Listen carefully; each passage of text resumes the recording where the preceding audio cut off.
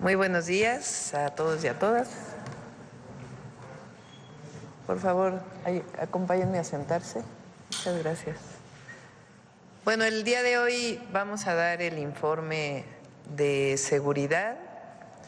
Previo a ello, en 3 minutos, le voy a pedir a Profeco que dé su informe.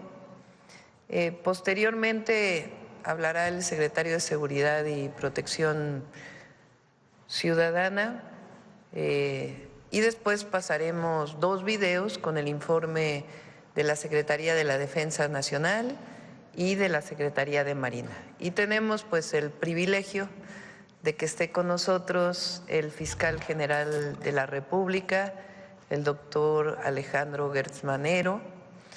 Esto muestra esta coordinación y el fortalecimiento de la coordinación entre las instituciones del Estado mexicano encargadas de la seguridad y la procuración de justicia. Ha estado en el Gabinete de Seguridad una representación de la Fiscalía General de la República desde que llegamos. Hay autonomía de la Fiscalía como establece la Constitución, pero eso no implica que no haya coordinación. Muchas gracias, doctor, por estar con nosotros. Entonces, Iván, si nos ayudas a la breve presentación de Profeco y después Omar García Harfuch dará la información.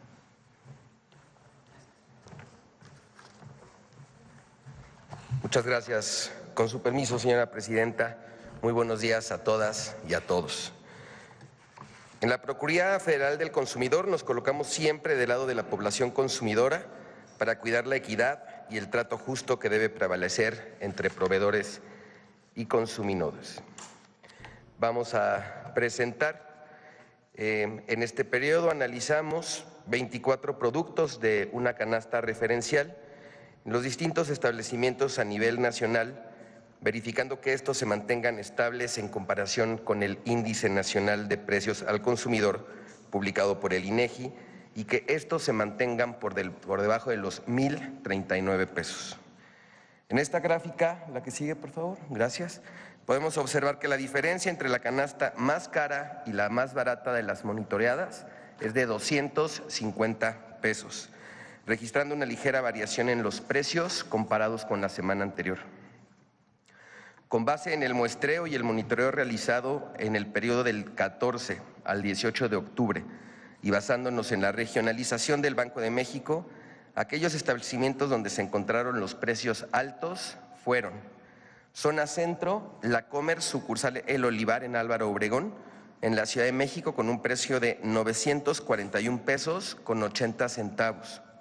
Zona Centro Norte, Chedraui, sucursal Altozano Morelia, en Morelia, Michoacán, con un costo de 989 pesos con 60 centavos. Zona Sur, en Chedraui Selecto, sucursal Mérida, en Mérida, Yucatán, con un precio de 993 pesos con 70 centavos. Y en Zona Norte, S-Mart, sucursal Fuentes Mares, en la ciudad de Chihuahua, con un costo de 1,002 pesos con 48 centavos. Ahora bien, los precios más bajos por zona estuvieron ubicados: Zona Centro Norte, Walmart, sucursal Mil Cumbres, en Morelia, Michoacán, 812 pesos con 30 centavos. Zona Centro, Chedraui, sucursal Cuernavaca, Flores Magón, en Cuernavaca, Morelos, con 760 pesos 90 centavos. Zona Sur, Bodega Aurrerá, sucursal Ciudad Industrial, en Centro, Tabasco, 757 pesos 40 centavos. Zona Norte, Bodega Aurrerá, sucursal Aeropuerto, en la ciudad de Chihuahua, 725 pesos con 20 centavos. Ahora, adelante, por favor. Escuchando la preocupación reciente de muchas personas sobre el precio del huevo, presentamos este reporte especial. Tenemos registrado que el paquete de 18 piezas de huevo blanco se ha vendido en un promedio semanal de 52 pesos con 46 centavos. Y desde el mes de junio de este año, el comportamiento de su precio no ha presentado variaciones considerables. Prueba de ello son los precios monitoreados del 14 al 18 de octubre, y entre los establecimientos con precios bajos identificamos La Comer, sucursales El Dorado e Insurgentes, en la Ciudad de México, con 36 pesos por el paquete de 18 huevos blancos, o el caso de Chedraui, sucursal Centro Sur en la ciudad de Querétaro, el cual presentó un precio de 39 pesos. Y reportamos los precios más altos que encontramos en este monitoreo, entre los que se destacan a precio en la región norte, en Tijuana, sucursal Jardines, que lo vendió en 66 pesos con 90 centavos, o en el caso de Superaqui en la región sur, en Cancún, la sucursal Crucero, que lo vendió en 61 pesos con 95 centavos. Es decir, hay una diferencia de 30 pesos con 90 centavos entre el precio más alto y el más bajo que encontramos en nuestro monitoreo. Como se muestra en la gráfica, este producto en la primera semana de enero de 2023 tenía un precio promedio de 53 pesos con 36 centavos y se ha mantenido estable. Al día de hoy su precio se encuentra por debajo de dicho promedio.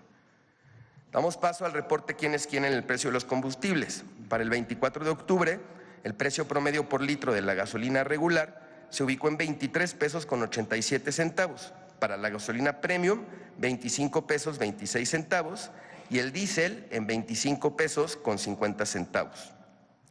Para esta semana no habrá incentivo fiscal, de acuerdo a los datos de la Secretaría de Hacienda, al presentarse una estabilidad en los precios internacionales de referencia de los combustibles y de la mezcla mexicana de petróleo. Conforme a las regiones establecidas por la Comisión Reguladora de Energía y la Secretaría de Energía, presentamos este comparativo de acuerdo al muestreo de 162 estaciones de servicio por tipo de combustible. Los precios altos identificados en este monitoreo son gasolina regular en la región noreste de la marca Winstar, permisionario Super Servicio del Valle, en Guaymas, Sonora, con un precio por litro de 26 pesos con 19 centavos. Gasolina premium en la región occidente de la marca Pemex, permisionario Combustibles de la Bahía, en Puerto Vallarta, Jalisco, 27 pesos con 59 centavos por litro. Diésel en la región sureste de la marca Lagas, el permisionario Servicio Rimatobe, en Cancún, Quintana Roo, encontramos el litro en 27 pesos con 48 centavos. Y los precios más bajos identificados por región. Está gasolina regular en la región del Golfo, el permisionario Estaciones de Servicio Auto de la marca Orsan, en Coatzacoalcos, Veracruz, con 22 pesos con 89 centavos. Gasolina premium, región centro de la marca BP en la ciudad de Querétaro, comercializadora Gipton, vendió el litro en 23 pesos con 38 centavos. Y en diésel, en la región Golfo de la marca G500, el permisionario Servicio Regio 14 con un precio por litro de 23 pesos con 95 centavos.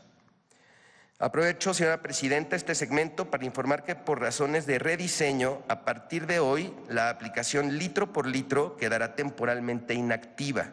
Hemos iniciado un proceso de actualización para incluir mejoras en el sistema. Para ello ya estamos trabajando en coordinación con la Agencia de Transformación Digital del Gobierno de México. Para nosotros, los reportes ciudadanos son vitales. Es por ello, y en tanto la aplicación sea habilitada nuevamente, estaremos recibiendo sus quejas por cualquier probable anomalía en las estaciones de gasolina, en los canales @atenciónprofeco en X, al correo denunciasgasolina@profeco.gov.mx y al teléfono del consumidor 5568-8722 y al 800-468-8722. Con respecto al quién es quién, ya me falta muy poquito, doctor.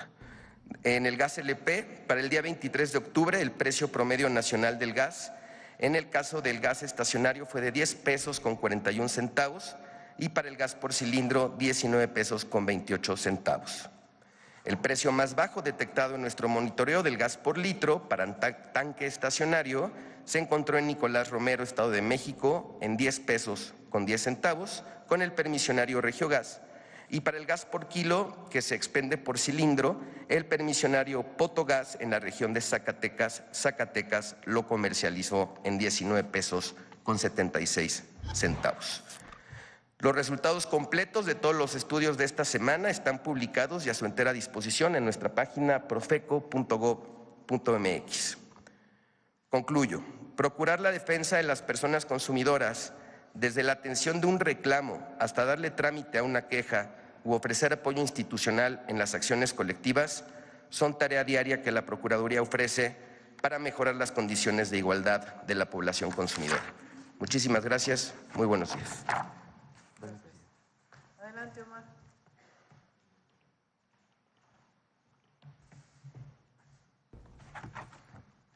Con su permiso, Presidenta. A continuación, presentaremos un informe del avance de la Estrategia de Seguridad y Construcción de Paz. Muy bien. Perdón, discúlpenme. Es que ahora los índices delictivos los va a presentar Marcela Figueroa, que es la secretaria ejecutiva del Sistema Nacional de Seguridad Pública, y después Omar ya presentará los resultados específicos en cada una de las entidades de la República. Discúlpame, Omar. Adelante, Marcela.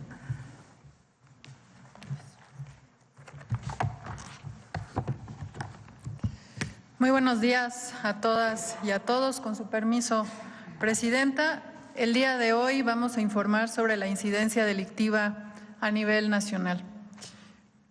Me ponen la primera gráfica, muchas gracias. En lo que respecta a la tendencia histórica de víctimas de homicidio doloso en el país, de acuerdo al análisis de enero de 2015 al 28 de octubre de 2024, es decir, al día de ayer, podemos identificar lo siguiente.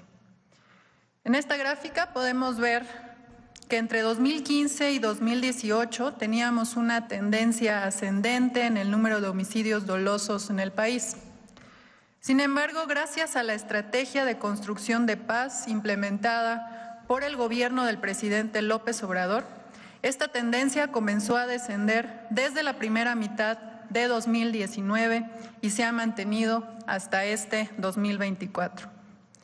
En la gráfica se puede ver claramente cómo en febrero de 2019 se registró un promedio de 100.9 homicidios dolosos diarios en el país, y este octubre de 2024, los 28 días que estamos contando, ya en la administración de la presidenta, la doctora Claudia Sheinbaum Pardo, y contando los datos preliminares del día 1 de octubre hasta el 28 de octubre, se registra un promedio diario de 75.3 homicidios. Es decir, que entre 2019 y 2024 hay una reducción del 13.4% en el número diario de víctimas y una disminución del 25.4% en el promedio diario entre febrero de 2019, que fue el punto más alto a este último mes. Si comparamos este promedio preliminar de 75.3 registrado en octubre de 2024 con los meses de octubre de los años pasados, también se identifica que es el octubre con menos homicidios dolosos desde 2017.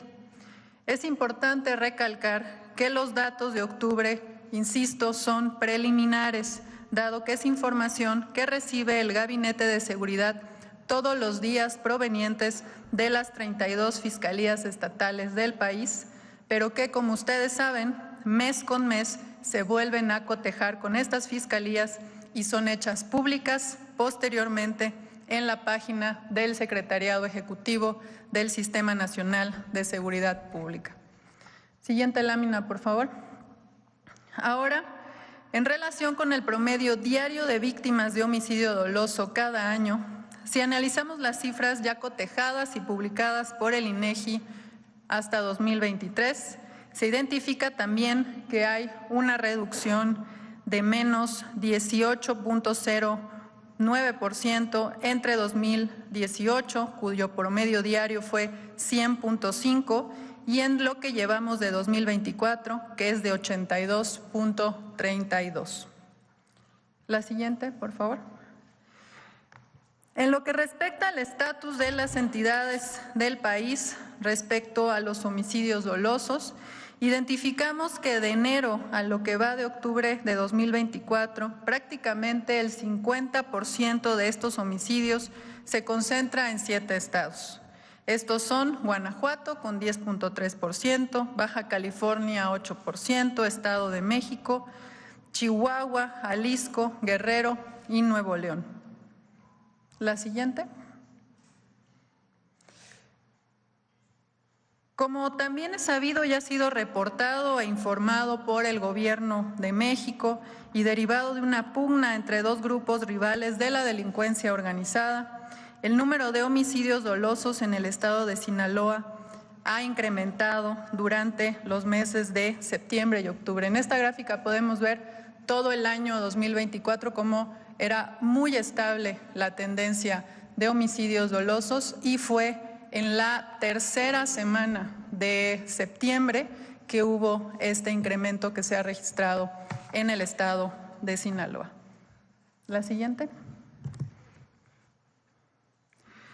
En materia de tendencias en la incidencia delictiva de alto impacto, es decir, de los delitos de homicidio doloso, feminicidio, lesiones dolosas por arma de fuego, secuestro, extorsión y los robos con violencia en sus diferentes modalidades, como son robo a transeúnte, de vehículo, a transportista y casa habitación.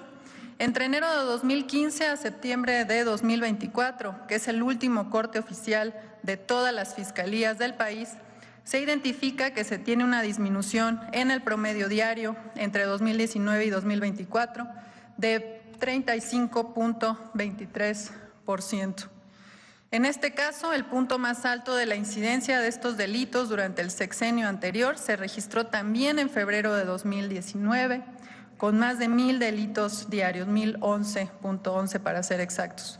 Sin embargo, no solo se identifica una tendencia a la baja desde ese año, sino que si se comparan los meses de septiembre desde 2015, el pasado septiembre de 2024 es el mes con menos delitos de alto impacto registrados, con un promedio de 602.8 delitos diarios, lo que implica una disminución de 40.38% entre el punto más alto de febrero de 2019 y el punto más bajo, que es septiembre 2024. La siguiente. En lo que respecta a la disminución delito por delito, comparando septiembre de 2019 con septiembre de 2024, homicidio doloso ha disminuido 8.2%, feminicidio 14.9%, lesiones dolosas por disparo de arma de fuego 5.8%, secuestro extorsivo también una disminución de 77.6%, la extorsión ha incrementado 18.3%, todos los robos con violencia han disminuido 37.5%, el robo casa habitación con violencia ha disminuido 57.3%, el robo de vehículo con violencia ha disminuido 25.1%, robo a transportista 31.8%, robo a transeúnte con violencia 32.3% y otros robos con violencia también 45.5%. La siguiente.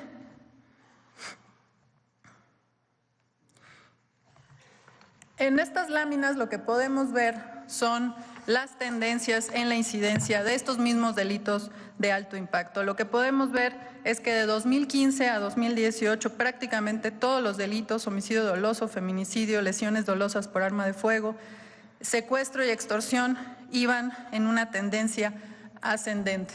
La línea que podemos ver de fines de 2018 es el inicio del gobierno del presidente López Obrador, y ahí podemos ver que prácticamente también a partir de ese momento todos los delitos vienen con una tendencia descendente: homicidio doloso, feminicidio y lesiones por arma de fuego. En lesiones por arma de fuego, ahí sí podemos ver que si bien la tendencia es descendente, en el último mes también se registró un importante incremento. La siguiente. Lo mismo podemos identificar en las tendencias de robos con violencia. Todos los robos, a excepción de casa habitación, todos iban en incremento en el periodo 2015-2018 y todos actualmente desde el gobierno del presidente López Obrador a la fecha registran una tendencia descendente. La siguiente. En lo que respecta a los delitos del fuero federal, entre enero de 2019 a septiembre de 2024, También hay una disminución de menos 19.5% en el promedio diario. En los delitos del fuero federal, el pico más alto también se tuvo al inicio de 2019 con 353.5 delitos promedio diario, y este septiembre de 2024 cerró con un promedio diario de 202.9 delitos, que implica una reducción de 42.6% en el promedio diario y que también representa el promedio más bajo desde 2015. Sin embargo, también podemos apreciar que la tendencia de estos delitos ha sido constante, si bien a la baja, pero ha sido constante a través de los últimos años. La siguiente. Ahora, en temas de incidencia del fuero federal dividido por delitos, tenemos que hay una disminución del 35.1% en delitos contra la salud, del 40.9% en delitos relacionados con la delincuencia organizada, 16.1% en delitos fiscales, menos 67.1% en delitos financieros y menos 10.6% en delitos relacionados con armas de fuego y explosivos. La siguiente. En cuanto a la percepción de inseguridad en el país, como saben, y acá mismo en la mañanera se informó la semana pasada, el INEGI dio a conocer los resultados de la Encuesta Nacional de Seguridad Pública Urbana ENSU, que se hace de forma trimestral. Esta tuvo su nivel más bajo desde que se realiza, registrando un 58.6% de personas que dicen sentirse inseguras contra 76.8% que se tenía en el primer trimestre de 2018, es decir, una reducción de 18.2 puntos porcentuales. Para finalizar, la siguiente. En esta misma encuesta y en lo relacionado con el nivel de confianza en las autoridades, podemos ver que el Ejército sigue manteniendo un alto nivel de confianza entre la población, con 83.8%, casi 2 puntos porcentuales más que en 2018.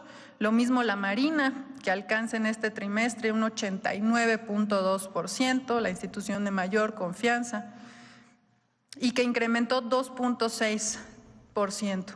La Guardia Nacional con 75.6%, las policías estatales con 57% de confianza, un incremento de casi 6% entre 2018 y 2024, así como las policías municipales, que han aumentado la confianza en un 7.47%, registrando 51.3% de confianza entre la población.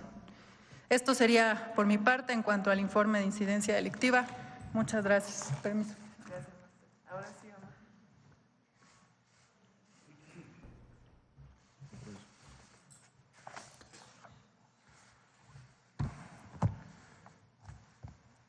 Muy buenos días, con su permiso, Presidenta.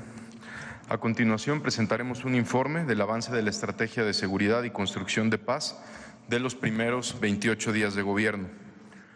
La actual Estrategia Nacional de Seguridad da continuidad a los logros alcanzados con anterioridad y se fortalecen los 4 ejes estratégicos previamente establecidos: atención a las causas estructurales de la violencia, la consolidación de la Guardia Nacional, el fortalecimiento de las capacidades de inteligencia e investigación y la coordinación entre el Gabinete de Seguridad, por supuesto la Fiscalía General de la República y las entidades federativas. En el Gabinete de Seguridad, encabezado por la presidenta Claudia Sheinbaum, se han desarrollado líneas de acción basadas en el fortalecimiento de las tareas de inteligencia e investigación y la estrecha coordinación interinstitucional con el objetivo de construir la paz y combatir la impunidad en nuestro país.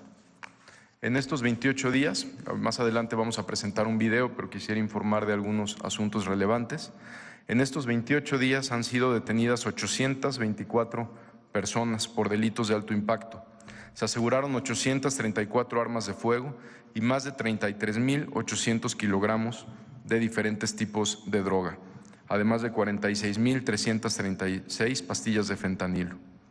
Entre estos aseguramientos, destaca el aseguramiento histórico en alta mar por parte de la Secretaría de Marina más grande, con más de 8.000 kilos de cocaína, así como el día de ayer casi 1 tonelada de cocaína en San Luis Río Colorado por parte de la Secretaría de la Defensa Nacional. Destacamos también como relevante la detención de 43 extorsionadores en Michoacán. Hemos avanzado en la consolidación de la Guardia Nacional y sus labores de vigilancia y reconocimiento, con 133,000 efectivos desplegados en el territorio nacional en apoyo a las 32 entidades federativas, fortaleciendo la vigilancia en las vías generales de comunicación en municipios con alta incidencia delictiva, así como deteniendo a generadores de violencia, pero también incrementando sus labores de proximidad social para estar cerca de la ciudadanía y en apoyo a la población, como los vimos en días recientes en Acapulco, auxiliando a la población durante el huracán. Cabe señalar que la Guardia Nacional ha contribuido de manera muy significativa en estas primeras semanas en los resultados en materia de seguridad: aseguramientos de droga, recuperación de vehículos, incautación de armas de fuego, detenciones de generadores de violencia, drogas y operaciones de rescate. Asimismo, hemos establecido acciones para fortalecer la coordinación interinstitucional para la detención de generadores de violencia con la participación de la Secretaría de la Defensa Nacional, la Secretaría de Marina, la Fiscalía General de la República y Guardia Nacional, así como fiscalías locales y policías estatales. De algunas acciones realizadas en el mes de octubre destacan las siguientes. En Baja California, el 23 de octubre, personal de la Secretaría de la Defensa Nacional y de la Policía Estatal detuvieron en Tijuana a una persona por el delito de tráfico de fentanilo, de drogas, el cual transportaba a bordo de su vehículo 7 kilos de fentanilo y más de 40,000 pastillas de esta droga, cuyo valor en el mercado habría sido de más de 70 millones de pesos mexicanos. En Guanajuato, en una operación coordinada con personal de inteligencia de la Secretaría de Seguridad, Defensa Nacional, Guardia Nacional y Fiscalía General de la República, en Dolores Hidalgo, fueron detenidos 2 objetivos prioritarios que presuntamente operaban para un cártel con presencia en la entidad, a quienes se les aseguraron también 1,000 pastillas de fentanilo, 1,000 dosis de metanfetamina y un arma larga. En Guerrero, resultados de los trabajos de inteligencia naval y de la Secretaría de Seguridad, la Secretaría de Marina, Guardia Nacional y Secretaría de Seguridad, más Fiscalía General de la República y Fiscalía General de Justicia del Estado de Guerrero, realizaron un cateo en el poblado El Zapote, en Coyuca de Benítez, Guerrero, donde fueron detenidos 8 personas a quienes se les aseguraron 8 armas largas, cartuchos, equipo táctico y equipos de comunicación. Esta célula delictiva se vinculaba con varios hechos violentos en la entidad. En Jalisco, como parte de la colaboración entre la Secretaría de Marina y la Fiscalía General de la República, el 8 de octubre fue detenido Andrew N., identificado como líder de una organización delictiva transnacional, a la cual se le atribuye actividades de enlace logístico entre un grupo delincuencial local.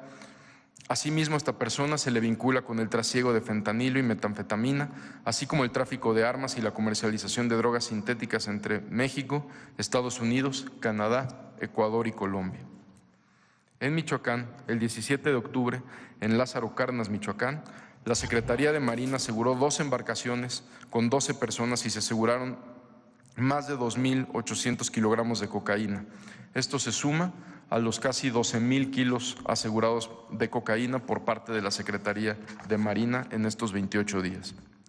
Cabe destacar que este aseguramiento representa una afectación muy importante económica a la delincuencia organizada. En Nuevo León, en varias acciones, el 16 de octubre, como resultado de intercambio de información de la Secretaría de la Defensa Nacional, Guardia Nacional, Secretaría de Seguridad y Policía Estatal, en el municipio de Sabinas, Hidalgo, fue detenido Luis Mario N., a quien se le identifica como objetivo prioritario por sus vínculos con un grupo delictivo que opera en la entidad, en Nuevo León y en Tamaulipas. Además, fueron detenidas otras 4 personas.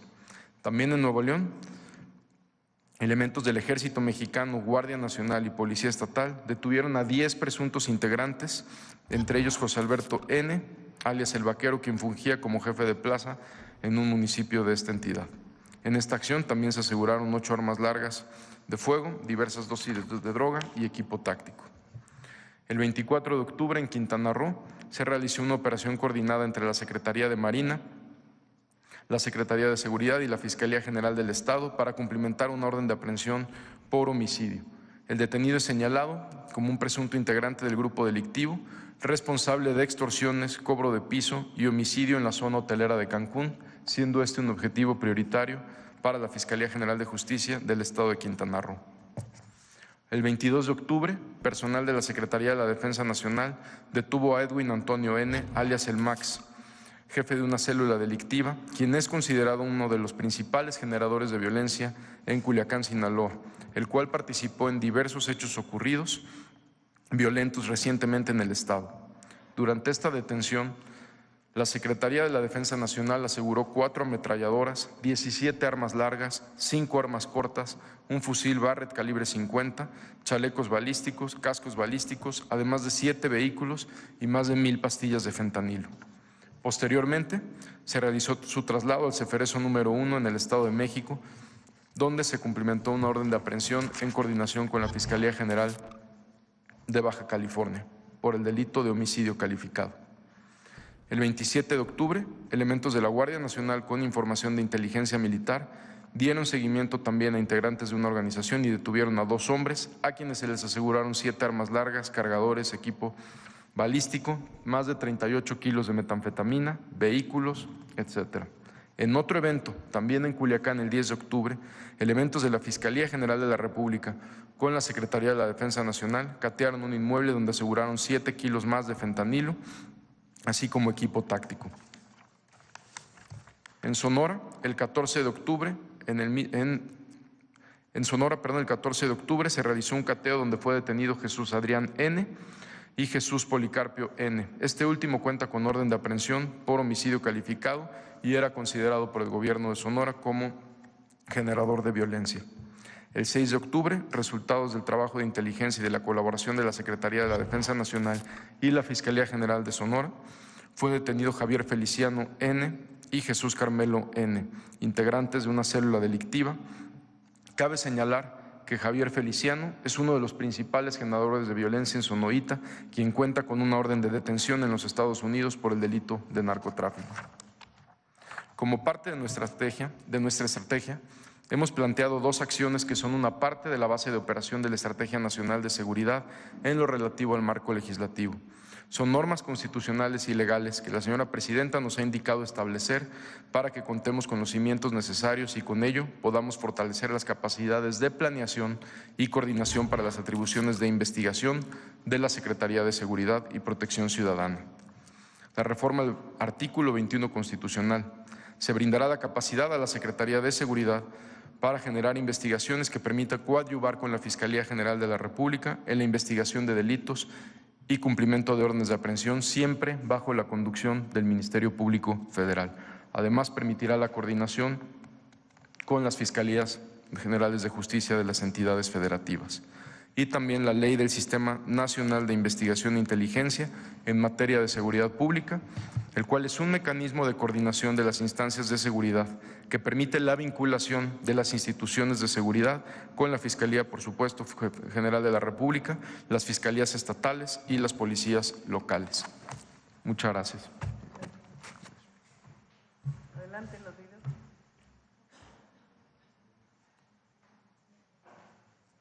La actual Estrategia Nacional de Seguridad da continuidad a los logros alcanzados en la anterior administración para seguir construyendo un México seguro y en paz, pero además se están priorizando 4 ejes trascendentales: la atención a las causas estructurales, el fortalecimiento y consolidación de la Guardia Nacional, el impulso a la inteligencia y la investigación, así como una coordinación efectiva entre el Gabinete de Seguridad y las entidades federativas.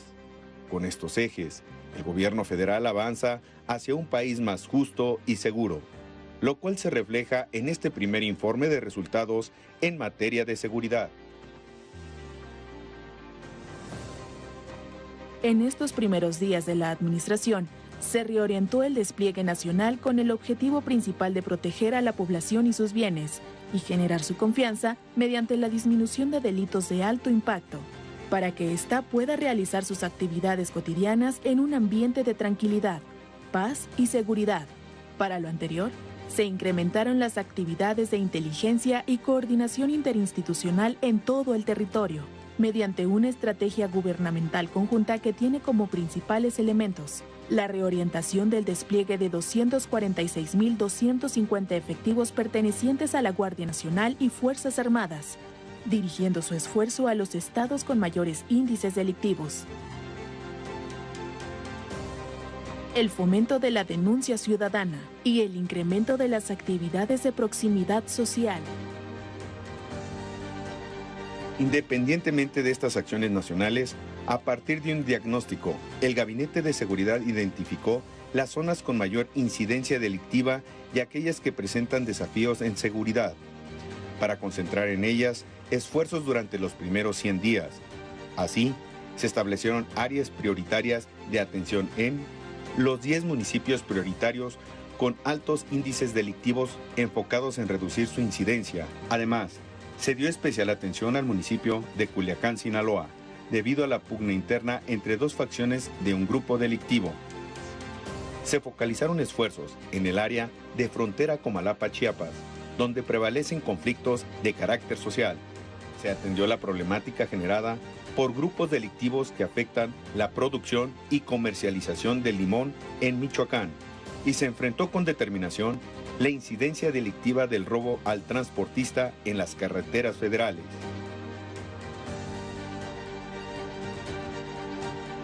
Mediante una coordinación interinstitucional efectiva y un enfoque prioritario en inteligencia y prevención social, se han logrado resultados que reflejan el impacto positivo de un esfuerzo conjunto y estratégico en el fortalecimiento de la seguridad en el país, siendo los siguientes: aseguramientos, 820 armas de fuego, de las cuales 535 provienen de Estados Unidos, lo que representa un 65% del total asegurado. El resto corresponden a otros países. La principal vía de entrada de todo este armamento al país es a través de nuestra frontera norte. 61 granadas, 866 vehículos, 14 kilogramos de fentanilo, 13 toneladas de metanfetaminas, 4 toneladas de marihuana, 21 kilogramos de heroína, 15.43 toneladas de cocaína, 11.216.376 pesos mexicanos, 991.290 dólares americanos. También se detuvieron 810 personas. Destaca la labor del Centro Nacional de Inteligencia para combatir los objetivos generadores de violencia, con la que se han detenido 35 infractores de la ley, pertenecientes a 6 grupos delictivos, entre los que sobresalen Antonio N., Luis N., Gamaliel N., Pedro N., Salvador N. y Armando N. Y se localizaron y destruyeron 3.469 plantíos de marihuana en 411 hectáreas, 931 plantíos de amapola en 97.6 hectáreas, 8 laboratorios clandestinos que representan más de 14.577 millones de pesos en la afectación económica a la estructura logística de la delincuencia organizada. Se aseguraron 13 toneladas de metanfetamina y 62.5 toneladas de precursores químicos. Además, dentro del plan del Gobierno de la República para combatir el robo de hidrocarburos, se incautaron 954.261 litros de hidrocarburos.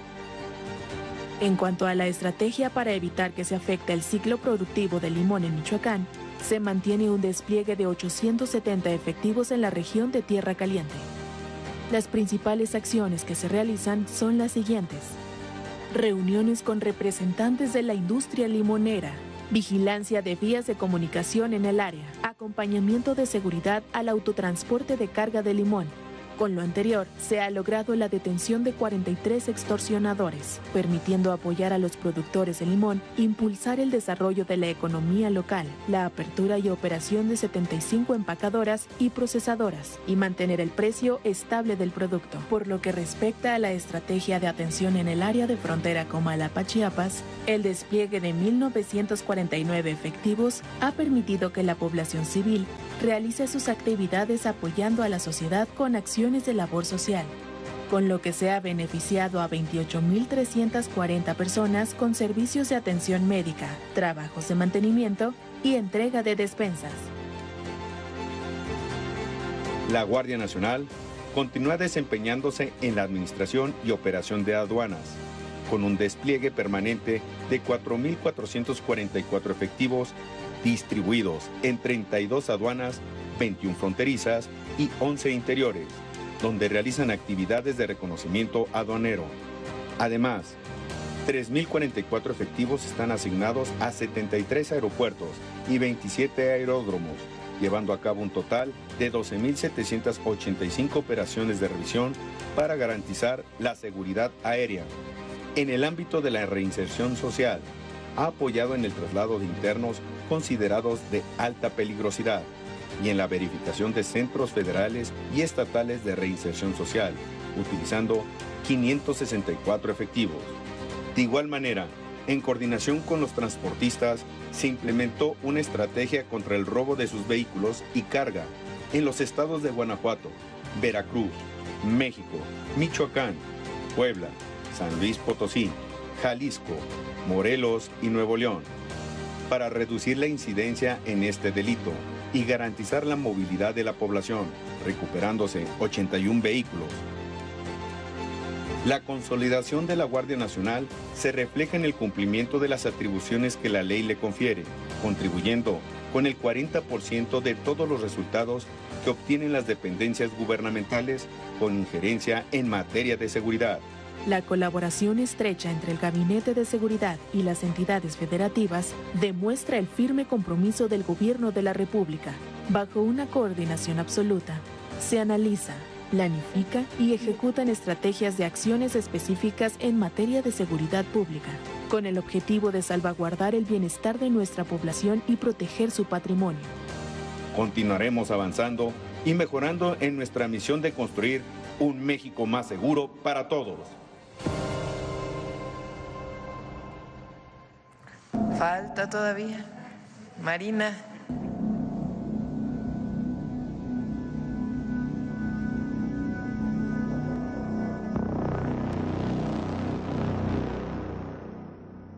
Informe de seguridad de la Secretaría de Marina del 1 al 25 de octubre de 2024. La Armada de México, del 1 al 25 de octubre, como parte de las acciones que forman parte de la Estrategia Nacional de Seguridad, ha logrado los siguientes resultados.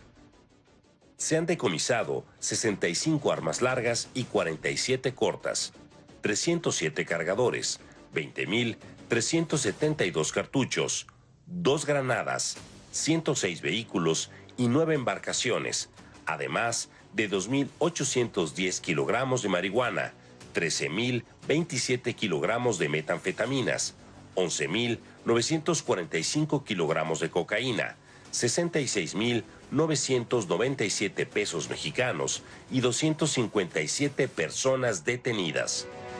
En labores de erradicación, se han logrado eliminar 10 plantíos de marihuana en un área total de 33.673 metros cuadrados. En cuanto a laboratorios clandestinos, fueron desmantelados 5, así como aseguradas 22.6 toneladas de sustancias y precursores químicos. También se detectaron e inhabilitaron 16 tomas clandestinas, logrando asegurar 32.785 litros de combustible.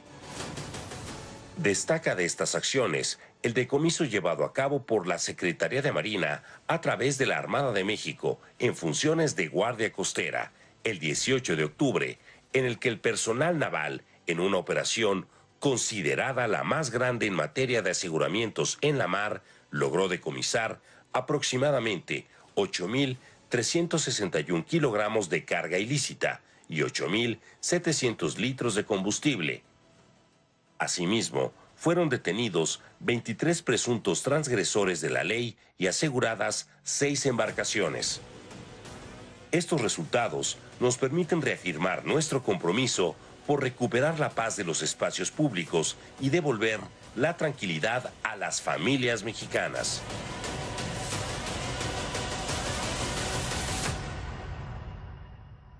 Gobierno de México. Bueno, vamos a abrir a preguntas y antes de irnos vamos a pasar otros 2 videos que también son muy importantes del plan de N3 y el plan Marina en octubre y sus resultados. Bueno, vamos aquí. Muy buenos días, Presidenta, integrantes del Gabinete Fiscal. José Manuel Fuentes, de Capital 21, el corazón de la capital.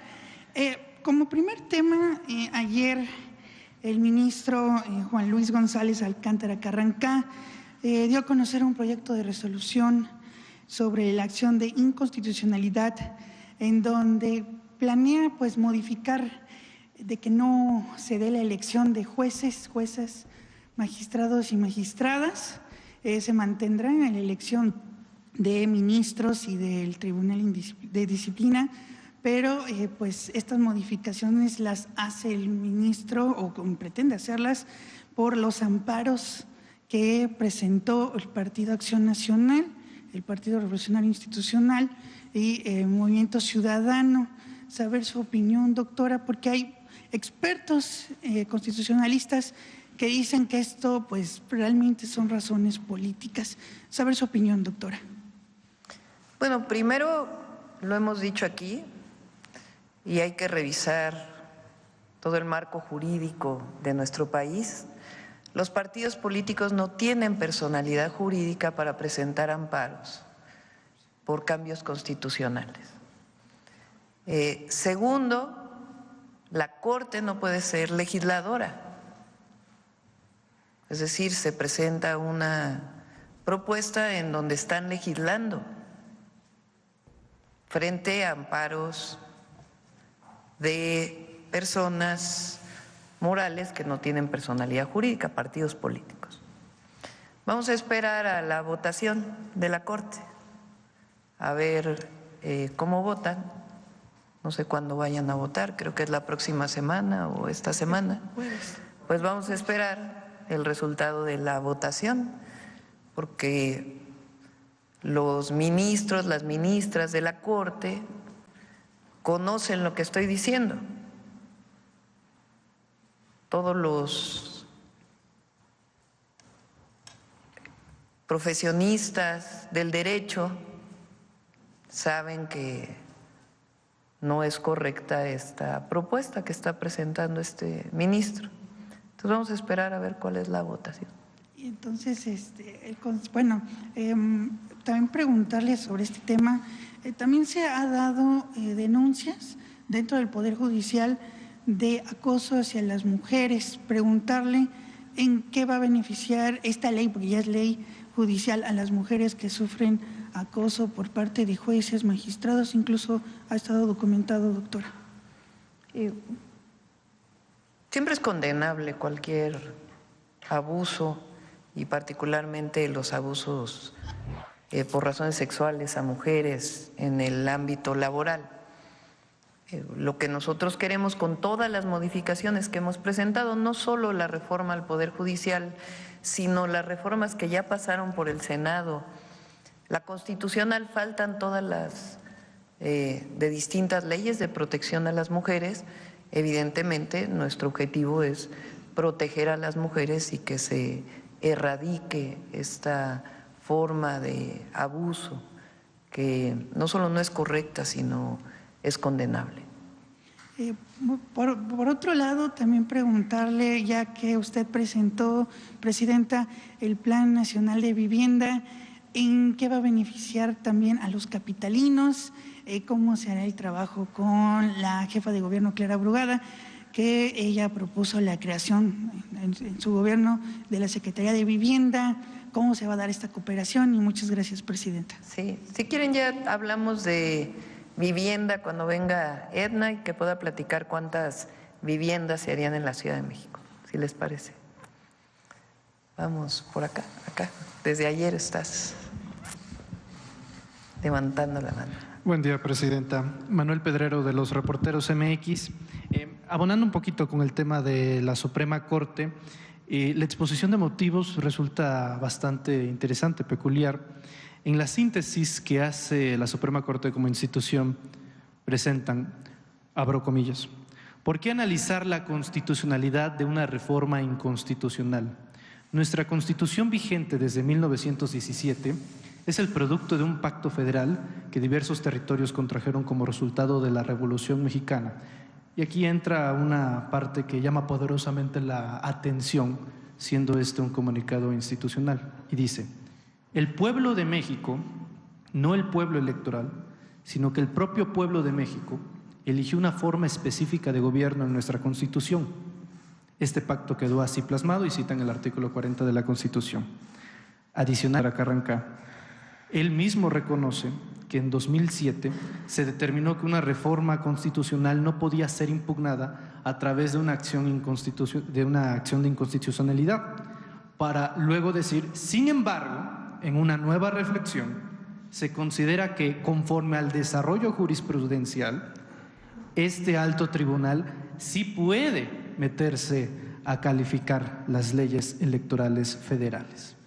De tal manera que la propia Corte o el propio ministro reconoce que previamente no se puede echar para atrás ya dentro del marco jurídico, pero ahora de manera pragmática o resultado de alguna voluntad política esporádica y espontánea, ahora sí se quieren meter al tema de la Corte. Agrego, se espera o está dentro de la expectativa dentro de los medios de comunicación que hoy 8 ministros de la Suprema Corte presenten su renuncia. Una renuncia que no va a ser inmediata, sino que vendría hasta el año 2025. Y tal cual la casa del pirómano, incendian y luego se van para dejar todo esto. Específicamente en este punto, doctora, ¿cuál es su postura, cuál es su visión?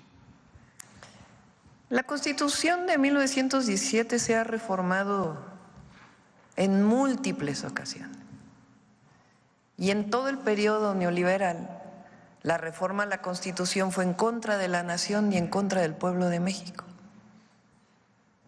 Las privatizaciones y muchas otras reformas que nunca cuestionó la Corte. El propio Zedillo modificó para que desapareciera la Corte que existía antes y se constituyera una nueva Corte nombrada por él. Bueno, supuestamente por el Senado, pero en realidad eran propuestas de él. Las y los ministros de la Corte saben que lo que están haciendo es inconstitucional. Ellos lo saben. Son doctores en Derecho. No tienen las atribuciones como Corte de legislar, ni de echar para atrás una reforma constitucional que siguió todos los procesos tal cual establece la Constitución. Entonces vamos a esperar a ver cómo votan los ministros y las ministras. Vamos a ver cómo votan. Y sobre la renuncia, es que ellos lo que están planteando en su modificación es que se elijan los ministros, pero no se elijan los magistrados y los jueces, o las y los magistrados y jueces. Esa es la propuesta del ministro que está haciendo esta propuesta. Entonces, ¿por qué presentan su renuncia? Esa parte no la quitan de la Constitución. Es que si presentan ahora su renuncia, se van a ir con todos los saberes de retiro. ¿Sí se entiende? Si no presentan ahora su renuncia, entonces ya no tendrían los saberes de retiro. Saberes de retiro es todo lo que se llevan los ministros y ministras cuando se retiran de la Corte, que es un montón de dinero. A ver si luego ponen. Mañana lo presentamos porque hoy no lo traigo, pero es un porcentaje muy importante de lo que ganan cada mes. Entonces, ¿por qué presentan en este momento su renuncia? Porque la propia reforma constitucional dice que si presentan ahora su renuncia, se llevan los saberes de retiro. Entonces, ¿su propuesta cuál es?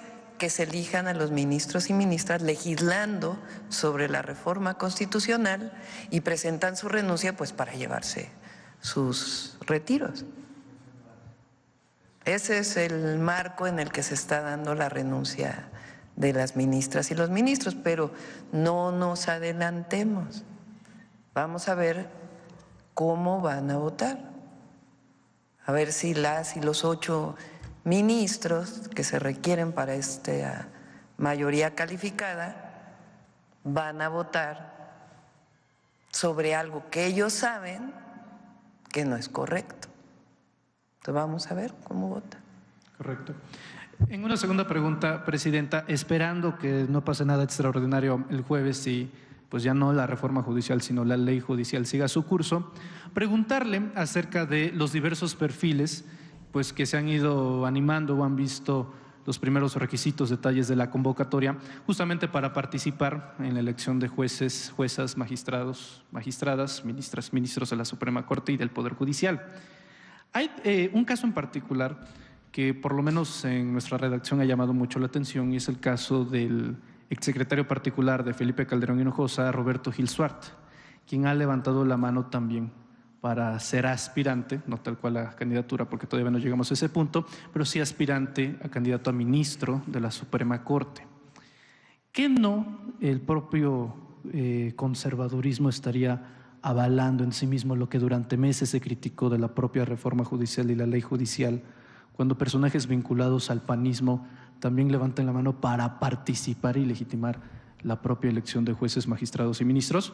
También, digo, en balanza de equilibrio, así como han aparecido perfiles de derecha, pues han aparecido perfiles de izquierda, no sé, como el abogado César Gutiérrez Priego, abogado penalista, y han salido más perfiles, seguramente también, ojalá salgan perfiles mujeres, no solamente de los que ya están en la Suprema Corte, sino también en otros puestos, preguntarle qué opina de ese caso específico, si no es en sí mismo la convalidación del conservadurismo al meter o tratar de incrustar sus perfiles dentro de la propia elección. Pues que decida el pueblo. Qué bueno que ya levantaron la mano. Ahora, el pueblo decidió que también se van a elegir magistradas, magistrados, jueces y juezas, no solamente ministras y ministros de la Corte. Adelante.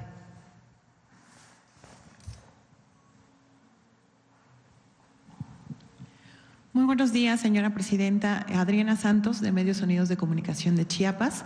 Precisamente retomando el tema de la seguridad, hace rato se mencionaba una encuesta del INEGI. En esta encuesta, lamentablemente, Tapachula, Chiapas, se corona como la ciudad más insegura de todo el país, donde 9 de cada 10 habitantes mencionan que sienten inseguridad. ¿Cómo se va a trabajar en esta estrategia, teniendo en cuenta que esta zona de la frontera es donde se agudiza el fenómeno de la migración? Y bueno, también desde hace ya algún tiempo se conoce la presencia de grupos criminales que justo están disputando esta zona por todo lo que se mueve en la frontera de Chiapas. Sí, son 3 ejes, diría yo.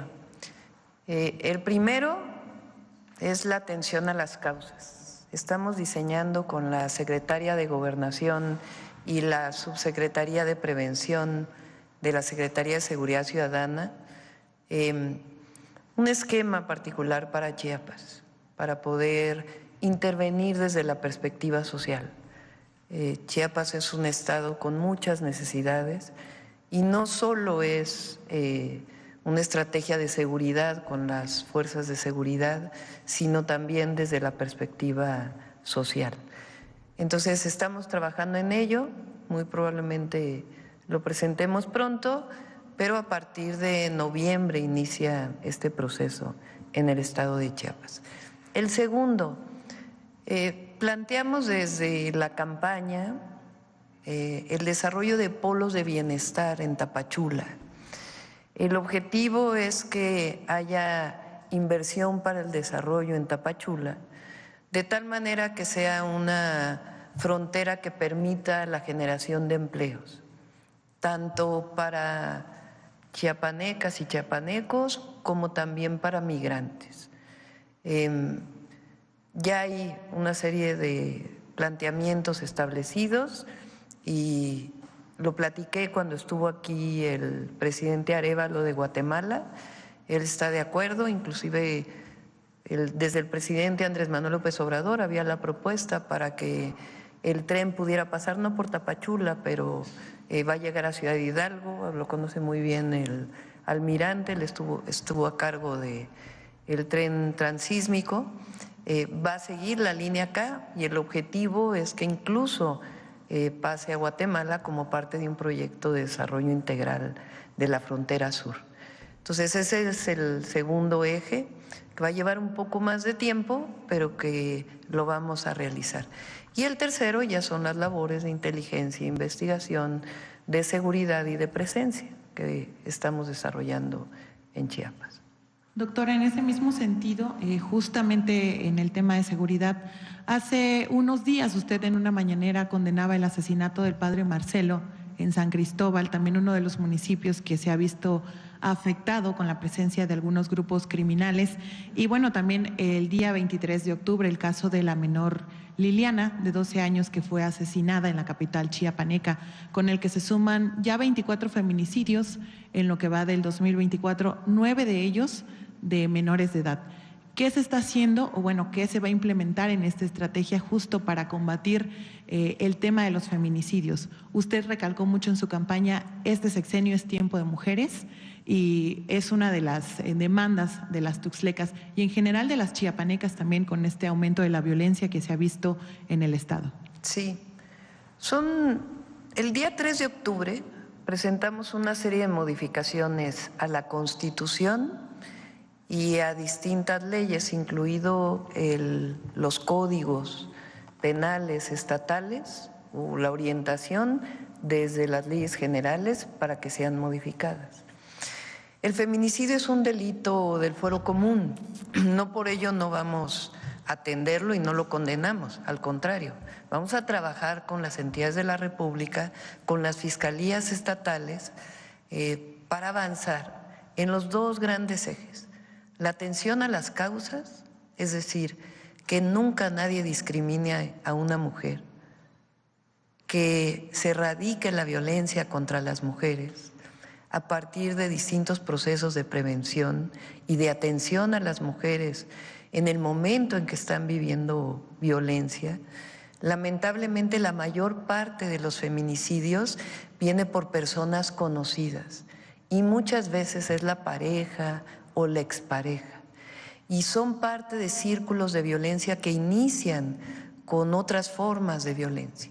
Y lo que queremos es proteger a las mujeres desde el momento en que empiezan a vivir estos esquemas de violencia para que no llegue al nivel de feminicidio. Entonces, tiene que ver con la prevención y la cero impunidad. Y eso tiene que ver con que queremos que en todas las fiscalías de los estados haya una fiscalía especializada en feminicidios. Las fiscalías especializadas en feminicidios tienen que prepararse para que puedan atender un feminicidio que nunca más, como fue el caso de Morelos o de otros casos, en el caso de un feminicidio, una fiscalía diga que es un suicidio o que es por otras causas, cuando en realidad la causa es por odio hacia una mujer. Entonces hay que trabajar en las dos vías y también en el Poder Judicial para que ningún feminicida salga suelto. Recuerdo ahora un caso, aprovechando, en la Ciudad de México tuvimos un lamentabilísimo caso de una mujer que fue asesinada por la pareja y ella ya había denunciado a la pareja, había sido detenido y un juez lo liberó, argumentando que la agresión había venido de la mujer. En ese momento presentamos una queja ante el Consejo de la Judicatura del Tribunal de Justicia de la Ciudad de México y destituyeron al magistrado. Entonces, estos procesos de disminución de la impunidad en la violencia contra las mujeres tienen que ser parte de todas las fiscalías de todos los estados. Y en eso pues vamos a trabajar con la Fiscalía General de la República, las fiscalías de los estados y la propia Secretaría de las Mujeres. Finalmente, doctora, en atención a la población joven, ¿cómo se le va a tomar en cuenta justo para que las y los jóvenes podamos sentirnos también tomados en cuenta en esta estrategia y se nos garantice pues la seguridad como cualquier ciudadano con los programas de bienestar justamente que usted ha impulsado como las becas y el reforzamiento al programa de Jóvenes Construyendo el Futuro? Sí, vamos a aumentar el número de escuelas, particularmente preparatorias y universidades, como en el caso de las universidades ya presentamos el programa Y en el caso de la educación media superior, muy pronto lo vamos a presentar porque se trata de una reforma integral de la educación media superior. Nosotros, y yo creo que todo el pueblo de México y todas las mexicanas y mexicanos, queremos que los jóvenes estén en la escuela. Queremos que estén ahí, que permanezcan en la escuela los atraiga, que se sientan parte de este proceso educativo, va a ser parte de las actividades deportivas y culturales que vamos a desarrollar, pero las y los jóvenes tienen que estar en la escuela, no deben estar en la calle y menos vinculados a un grupo delictivo.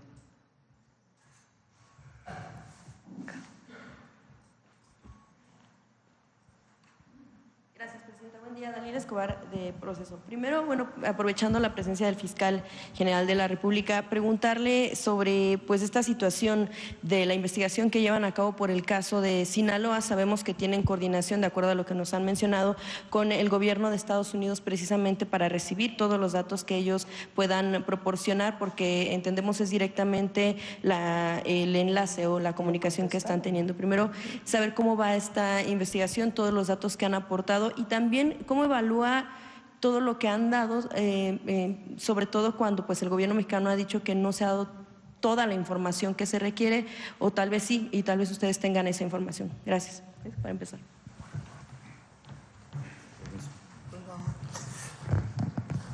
A ver, primero, el delito se cometió en México. Fue un secuestro y hay una serie de investigaciones sobre los homicidios que se cometieron. ¿Qué es lo que nosotros necesitamos que nos informe el gobierno de los Estados Unidos? Nos ha informado una parte, pero falta otra que es fundamental. A esa persona que fue secuestrada en Culiacán, llegó por avión a una ciudad fronteriza de los Estados Unidos. La entrada de cualquier avión y de cualquier persona están reglamentadas de acuerdo con la ley norteamericana y se tiene que identificar el vehículo, que en este caso es el avión, que traía sus matrículas clonadas. Se tiene que identificar fundamentalmente al piloto. ¿Por qué? Porque ningún piloto, ningún avión puede llegar a un aeropuerto fronterizo de los Estados Unidos si no llena una serie de requisitos. Esos requisitos son obligatorios para todos. Eso es lo que les estamos pidiendo, que nos digan por qué llegó en un avión clonado, porque fue clonado en los Estados Unidos. Segundo, ¿por qué no fue detenido el piloto en esas condiciones? Porque no hay un protocolo que nos diga cómo entró. Que nos den todos esos datos que son útiles, pero no son fundamentales. Es decir, el secuestro está probado y nosotros tenemos toda la información y se ha hecho pública, usted la conoce. Y en ese sentido creo que ellos tienen la obligación de darnos esa información. De todas maneras va a ir saliendo. ¿Por qué? Porque las audiencias de las personas se van a ir desahogando y ahora sabemos lo que está pasando con el que hizo el secuestro, con su hermano y con las facilidades de orden procesal que están teniendo en los Estados Unidos, que también son públicas y todos los conocemos. Entonces se está armando ese expediente y va avanzando con certeza, pero sobre la base de que nosotros tenemos probados los delitos. Aprovechando, también en las investigaciones que ustedes están teniendo, ¿cómo llevan el caso del gobernador Rubén Rocha? Si hubo esta salida o no de México, las actividades o han detectado algo irregular en su actuación. Mire, la Fiscalía tiene que ser muy concreta cuando tiene datos de prueba. Conforme hemos tenido datos de prueba en razón de los funcionarios de la Fiscalía Estatal que estaban interviniendo en una acción que se llevó a cabo en una gasolinera, usted se acuerda de eso, que evidentemente está demostrado, se hizo público. Nosotros no vamos a hacer imputaciones mientras no tengamos las pruebas suficientes. Cuando las tengamos, las vamos a hacer como las hemos venido haciendo, pero no podemos hacerlo antes porque nuestra propia tarea nos lo impide. Pero sí sí lo tienen dentro del entorno de investigación. O sea, una cosa es que se tengan todavía pruebas hasta el momento, pero otra cosa es que sí se está investigando. Por eso se lo digo, mientras no tengamos la certeza no podemos hacer una afirmación. La vamos a hacer, de eso no tengan cuidado, cuando sea procedente, pero no podemos adelantarnos a hacer una serie de hipótesis que no tenemos probadas. Finalmente, ¿a qué le responde Estados Unidos? Ustedes ya han sido muy concretos en lo que hace falta, y ahora mismo lo está haciendo. Me imagino que en otros momentos, por supuesto, que lo han manifestado directamente. ¿Qué responde Estados Unidos? ¿Por qué no da esa información desde hace ya cuántas semanas? No nos dicen. No nos dicen. Nosotros ya hicimos la solicitud de asistencia jurídica internacional. Es lo que la ley nos permite, es lo que existe en un entorno internacional de derecho público internacional. Hemos hecho esa solicitud y nos han contestado algunas cosas, pero esas a las que usted se refiere y a las que hemos platicado en este momento, no nos las contestan. Hay que seguir insistiendo. Mire, van a salir, de eso no tiene remedio, tienen que salir. Gracias, fiscal. Presidenta, también, muchas gracias, fiscal. Presidenta, también en torno a este tema de seguridad, un poco también algunas preguntas que se pudieran tener al general respecto sobre todo de cuestiones de derechos humanos. Se han manejado en varios momentos, sí en el marco de lo que ha sucedido en Sinaloa, pero también en otros estados, la actuación de elementos militares, pero también de marinos en torno a cómo se dan las respuestas oficiales respecto de ciertos homicidios que se han dado cuando el ejército lo que dice es que han tenido, con los comunicados oficiales es que ellos repelen o que las ejecuciones se dan porque primero fueron atacados. Ha habido algunos casos en otros años, por ejemplo, no olvidar el caso en Tamaulipas, también no solo es en Sinaloa, del caso de la niña Heidi Mariana. Es un caso que no sabe cómo ha avanzado, si lo cerraron, si no, si van a seguir investigando, sobre todo cuando la madre de esta menor de edad lo que dice es que, bueno, pues el ejército lo que trató de hacer es cicatrizar ese hecho diciendo que fue por bala, por un enfrentamiento con un grupo criminal, cuando ella lo que ha podido probar es que en videos se confirma que hubo solamente patrullajes del ejército, es decir, que en el momento había solamente elementos militares. Ella, bueno, pues incluso ha recibido algunas amenazas, la madre de esta menor no solo no ha recibido justicia, sino que además ha sido víctima de amenazas de las personas que ella identifica como oficiales, pues militares. También, bueno, pues algunos otros casos que ya se han dado. ¿Cuándo fue ese caso? Eso fue en 2022. Eso fue ya en otros años. En este mismo, ya empezando pues el sexenio, cuando usted llega a la presidencia, se dan otros casos de los cuales pues quienes están al mando son elementos en el momento, vaya, no la jerarquía, pero sí por lo menos los elementos que están en el lugar, que insisten en que ellos son primero agredidos, sin embargo muchos de esos casos no son esclarecidos.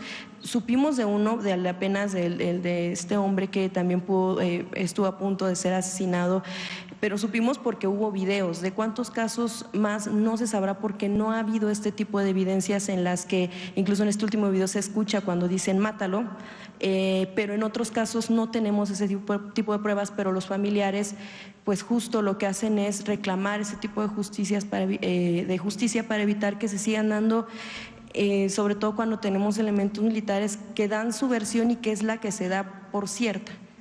Sí. General, ¿quiere explicar cuando pasa un caso así cómo se da vista a su propia área y a la Fiscalía? Miren, cuando sucede un evento de esas características, ¿qué es lo que se hace? Bueno, de inmediato se proporciona la información que en el momento se tiene. Esa es la información oficial que da la Secretaría de la Defensa Nacional. Es una información preliminar que se tiene en ese momento.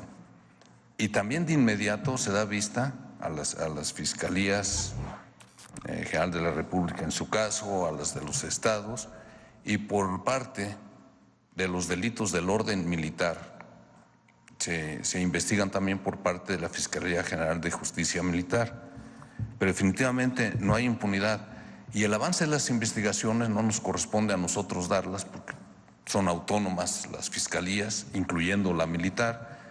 Y en ese sentido, ellos en su momento pues informarán los avances, caso similar a lo que acaba de decir el señor fiscal, y ese es el punto. Ahora, sistemáticamente no se violan los derechos humanos, porque también hay muchas ocasiones en donde hay heridos en los que el mismo personal militar les proporciona los primeros auxilios o inclusive los evacúan a las instalaciones hospitalarias más cercanas que haya.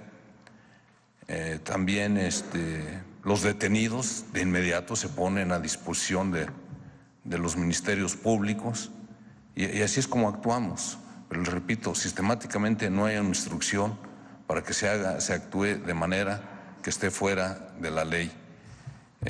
La instrucción que hemos recibido nosotros, y además lo tenemos que hacer por ley, es que actuemos conforme a derecho, apegados al uso nacional, al uso racional de la fuerza y, por supuesto, en especial, las instrucciones que he recibido de la señora Presidenta de la República es que no haya impunidad. Eso es lo que tenemos. Y también, por supuesto, tenemos la obligación de nosotros estar muy pendiente de nuestro personal, proporcionarle todos los medios, los recursos, pues para que puedan actuar. Su capacitación, su adiestramiento va encaminado también al respeto a los derechos humanos en nuestros planteles de formación militar, en nuestros planteles de capacitación, en nuestros centros de adiestramiento siempre se incluyen aspectos relacionados con la protección a los derechos humanos. Y en ese sentido, cuando se observa un video en el que del que se da cuenta, porque pues tal vez nos hubiéramos podido quedar con la versión de que la persona era un criminal peligroso, cuando bueno, todavía no se sabe, por supuesto también se tendría que investigar la persona que se persigue, pero si no hubiéramos tenido conocimiento mediante un video en el que se escucha un mátalo, ¿qué se estaría pensando? Sobre todo usted, ¿qué opina en torno a este tipo de hechos? Lo que yo opino es que en ese momento ya tenía conocimiento las fiscalías, los encargados de llevar a cabo la investigación, el mismo juez, esos son los que determinarán si va a haber alguna responsabilidad del personal militar. Pero sí, ellos ya lo sabían. Gracias.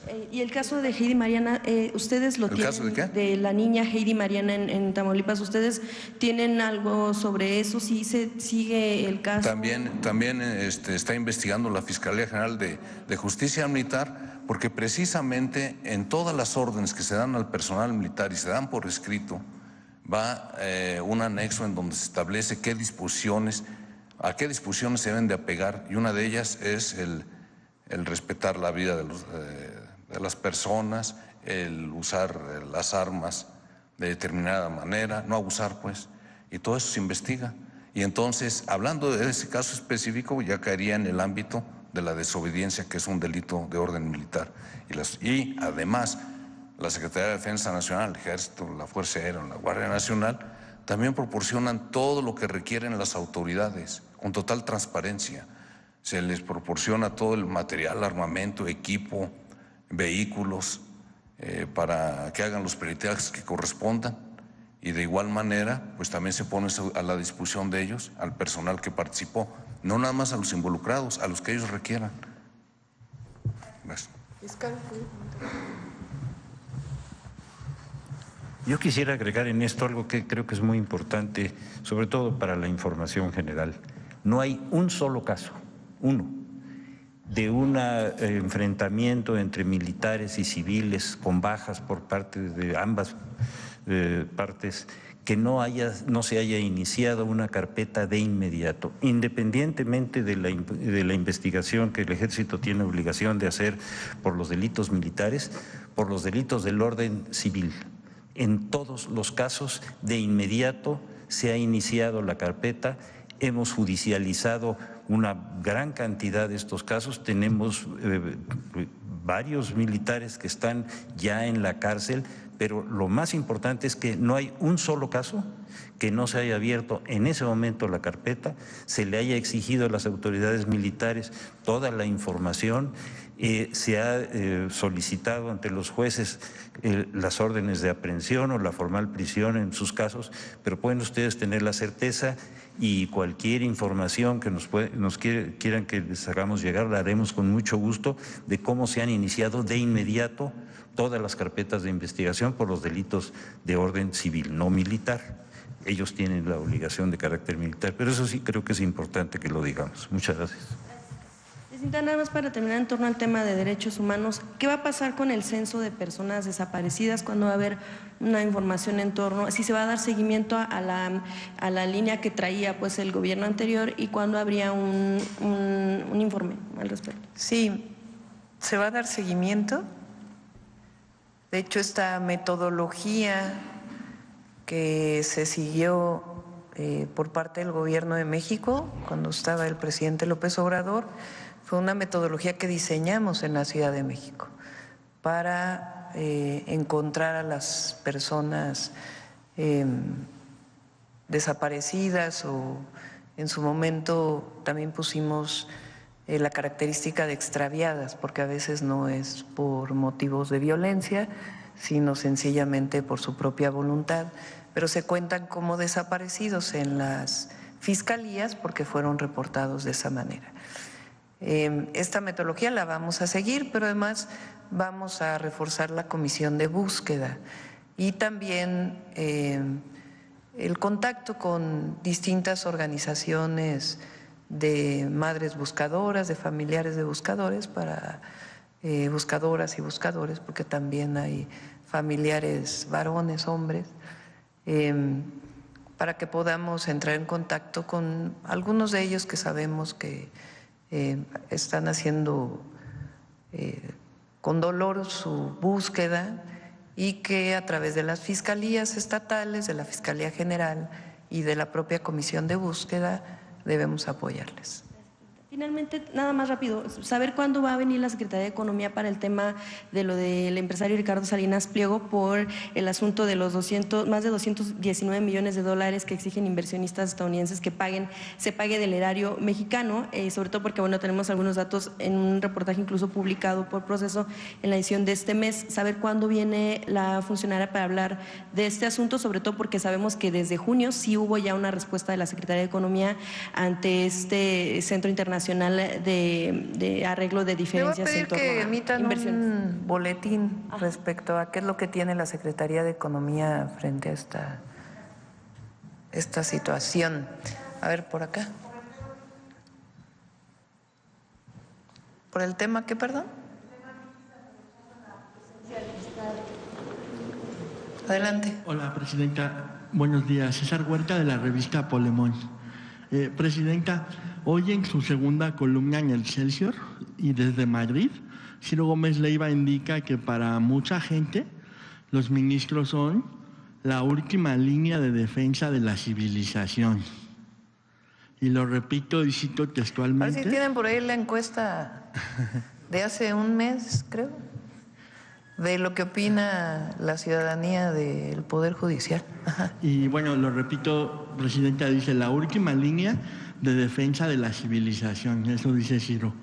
Parece ser que la intención ahora es convertir a las y los ministros, quienes han sido duramente criticados por sus fallos, controvertidos y por posibles actos de corrupción, pues los quieren convertir ahora en mártires y en héroes.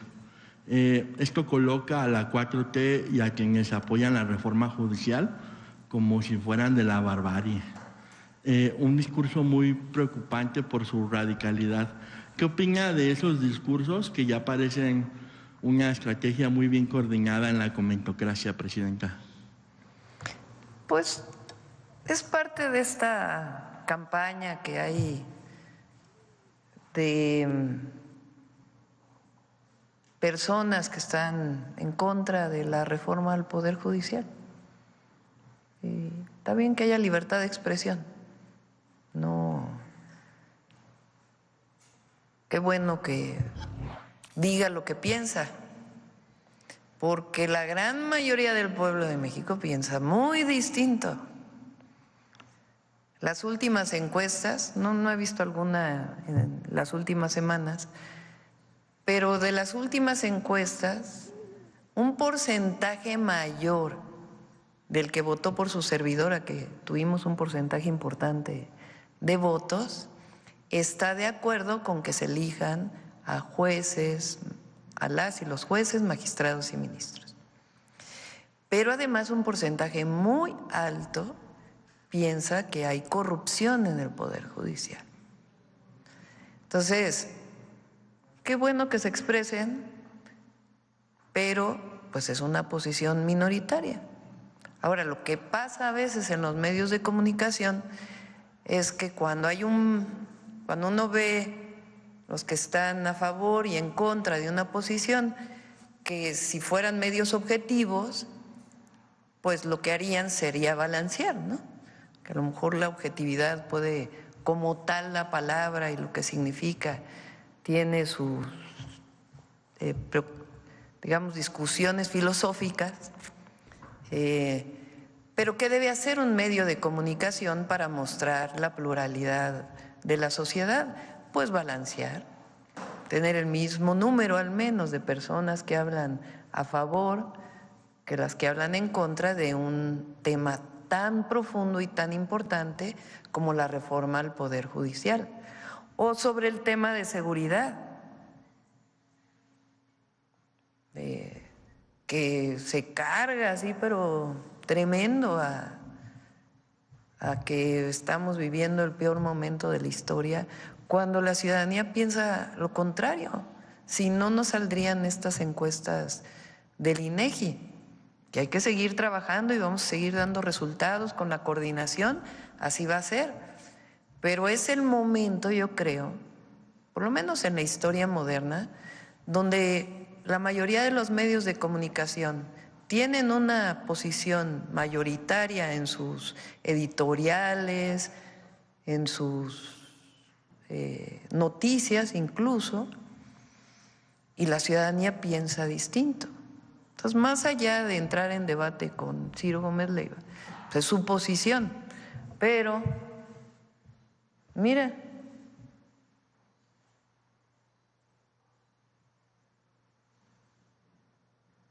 mucha civilidad, así como que mucha civilidad no se ve, ¿no?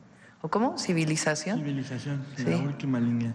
Sí, una civilización pues basada en el régimen de corrupción y privilegios del pasado, ¿no? Esa civilización que muchos todavía defienden.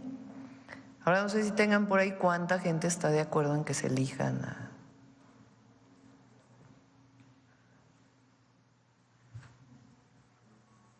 Entonces, pero bueno, que viva la libertad de expresión. Y, Presidenta, el proyecto del ministro José Luis González Alcántara, que pretende invalidar pues desde la Suprema Corte parte de la reforma judicial, que como ha dicho usted es lo esencial de la reforma, impidiendo que haya una elección de jueces y magistrados. Pues con esta postura algunos legisladores han insistido en que se debe de hacer ya un juicio político para los ministros. Usted pues ha expresado estar en contra de ello. ¿Mantiene después de este proyecto que fue presentado por el ministro Alcántara la misma postura?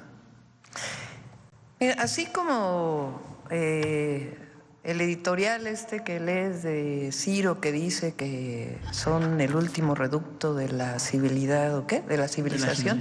De la civilización. También hay una campaña, lo dije el viernes de la semana pasada en Baja California Sur, de que hay autoritarismo y de que estamos en un momento en donde la presidenta ya no quiere la democracia y bueno, que es increíble, ¿no? Porque lo que se votó y es constitucional ya es que se elijan por el voto popular a los integrantes del Poder Judicial, ¿no?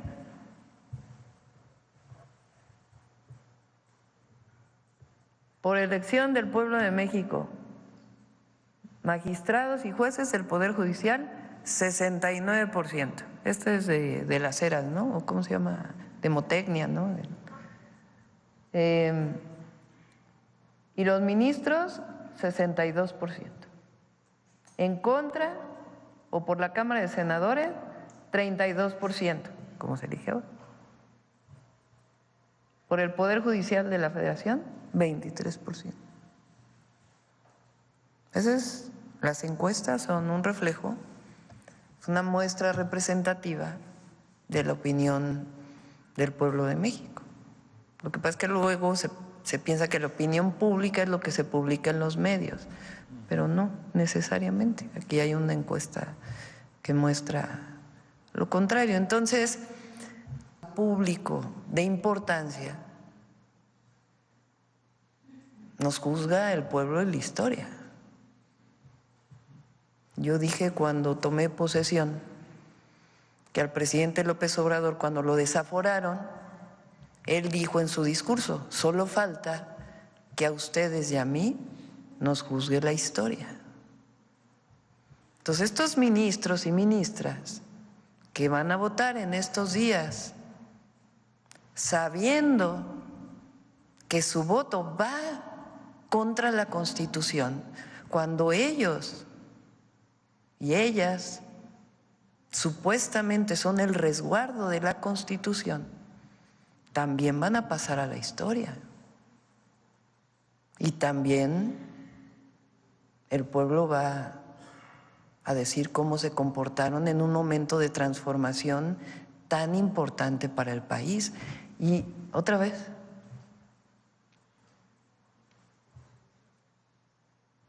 y eso es lo que opina el pueblo.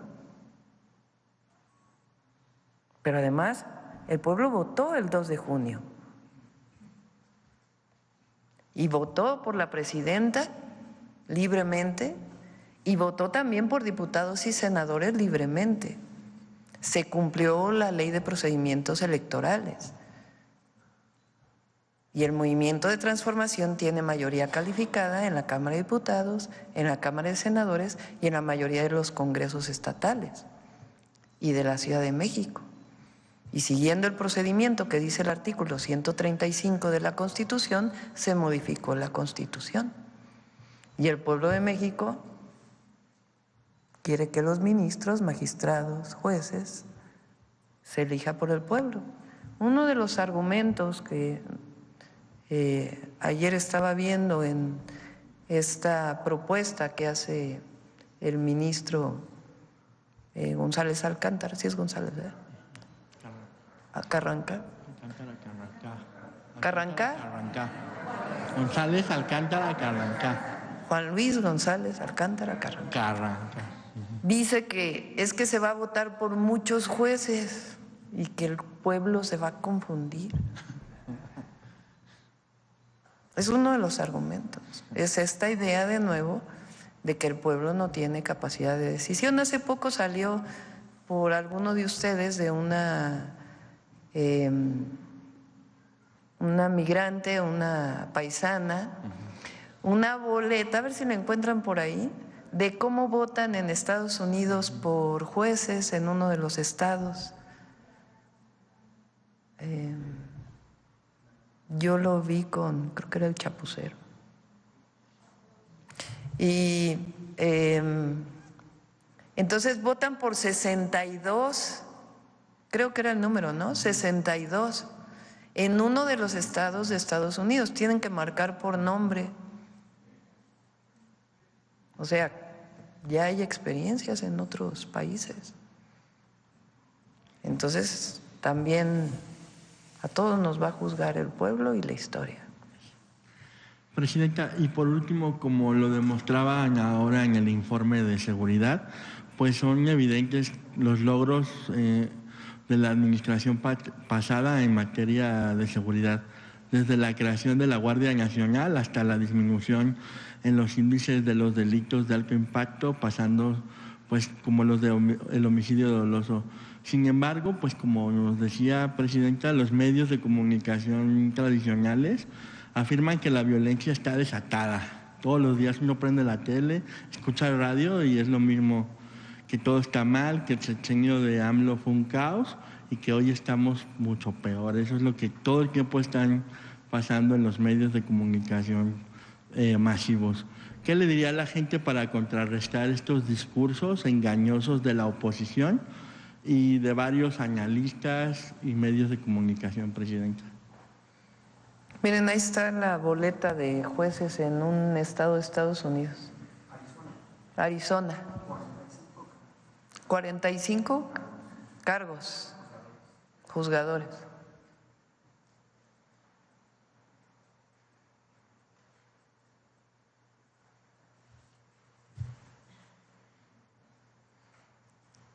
Y la violencia. A ver, pone otra vez la gráfica de la ENSU.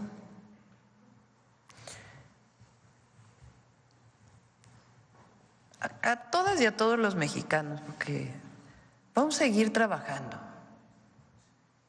Nosotros nos estamos comprometiendo a que la estrategia de seguridad va a funcionar y de que vamos a seguir bajando los delitos de alto impacto, homicidios y todos los robos, particularmente con violencia, que afectan mucho a la ciudadanía. La gran mayoría de ellos, por cierto, del fuero común.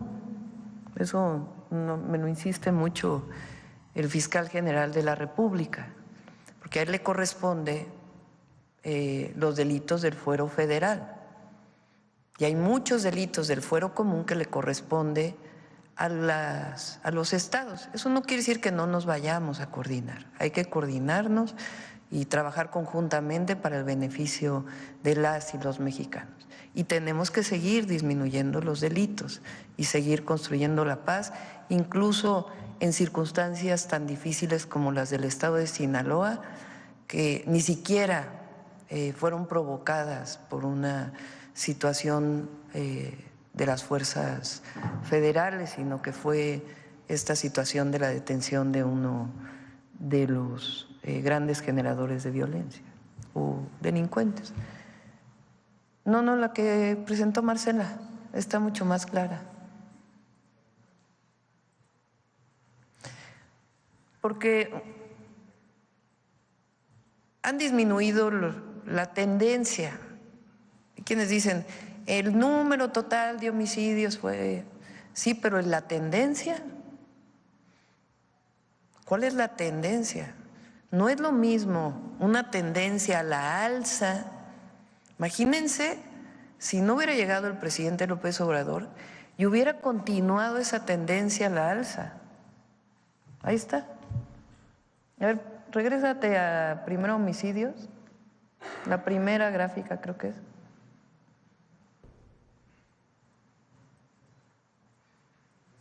No, la anterior. La anterior. La anterior. Ahí está. En las anteriores presentaciones de seguridad se presentaban las gráficas de otra manera. ¿Qué hubiera pasado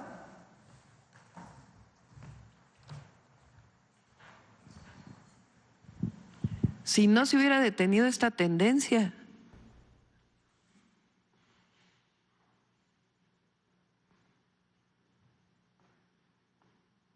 Sí, en efecto, todavía el 2019 fue un año muy difícil. De hecho, el número más alto es uno de los meses del 2019. Pero después hay una disminución. Entonces, esta tendencia, que cualquier matemático sabe que esta pendiente es negativa y esta pendiente es positiva. Si la pendiente hubiera seguido siendo positiva, pues entonces imagínense dónde estaríamos. Entonces hay una disminución y lo que queremos pues es bajarla todavía más, que continúe la pendiente hacia abajo, negativa.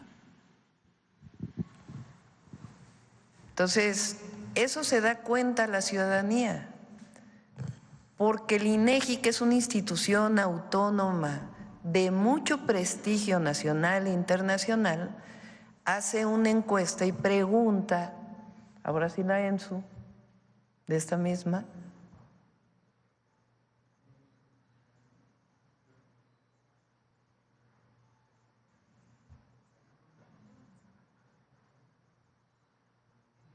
esa.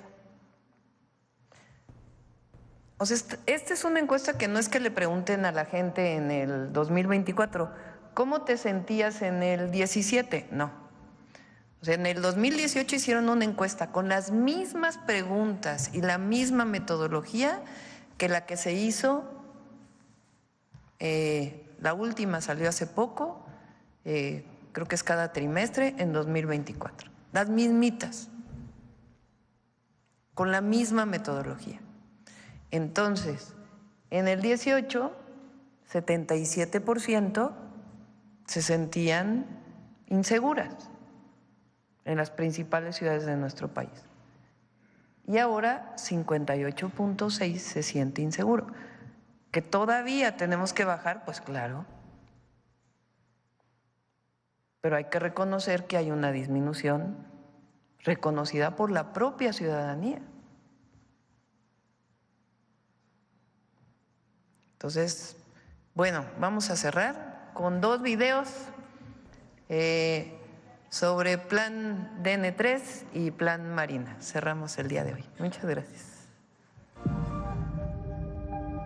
Con la misión de auxiliar a la población civil en casos de emergencia, a fin de evitar o aminorar el efecto destructivo de eventos de origen natural, la Secretaría de Marina Armada de México lleva a cabo acciones en materia de protección civil mediante el Plan Marina.